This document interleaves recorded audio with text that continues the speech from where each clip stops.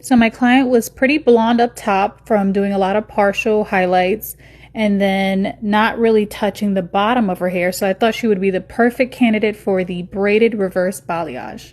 I wanted to create more of a balance in her color, but still keeping dimension. So I highlighted her on her front hairline, her back at the nape. So she had a headband pretty much connecting all the way around of highlights. That way when she put her hair up, you see brightness all around, or she would see brightness all around. So I started from the back, applying her root formula first. Then I did the braiding technique to where I had all of the low light subsections in the middle and everything that I was going to keep lighter on the outskirts. And that was braided. After applying the low light formula to the center subsections, I then braided that. And then I applied her lighter toner on the braids that were on the outskirts of that.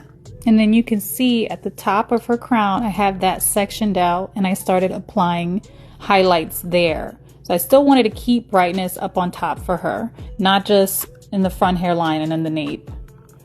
As I worked my way up that crown, I'm getting more horizontal so that she had a nice display of blonde overcasting that dimension at the bottom. As I was highlighting, I'm being very careful of her already level 10 blonde pieces scattered throughout and pushing those to the side. Want to be very careful with those, not trying to create any damage. And then as I work my way to the front, I'm doing diagonal back slices. So bolder highlights, but at a diagonal, they're still looking more blended, which I really like. And then I apply my root formula. And then I go in and apply my ends formula as well. Again, so even though we're doing a dimensional look, I wanted to balance what she had going on already. She's a gray coverage client who was solely getting partial highlights up top. So I wanted to get more blonde throughout while keeping that dimension. So we also did the Scandinavian hairline. That created an even more seamless look at her hairline, looking like the blonde is growing from her scalp.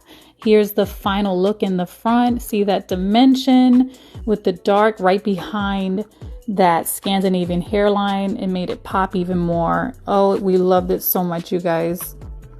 And then you'll see in the back and the nape as well, that dimensional look. And here's the total look. And then I wanted to show a side profile and the back of her hair.